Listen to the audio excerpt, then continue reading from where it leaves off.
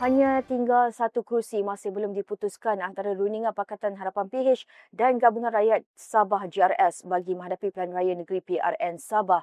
Ketua Setiausaha Agung PH, Datuk Seri Saifuddin Sultan Ismail berkata, perkara itu antara hasil perbincangan bersama beberapa pimpinan parti PH dan GRS yang diadakan kemarin.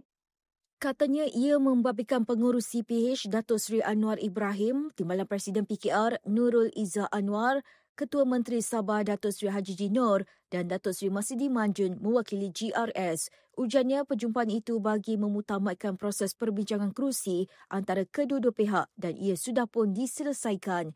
Pada 9 Oktober lalu, Haji Ji mengumumkan pembubaran Dewan Undangan Negeri Dun Sabah sekaligus memberi laluan kepada PRN 17 Sabah yang diadakan dalam tempoh 60 hari. Ia dibuat selepas mendapat perkenan yang di-Pertuan Negeri Sabah Tun Musa Aman. PRN kali ini akan menyaksikan perebutan sebanyak 73 kerusi DUN. Suruhanjaya Pilihan Raya SPR menetapkan 29 November ini sebagai hari pengundian bagi PRN Sabah ke-17.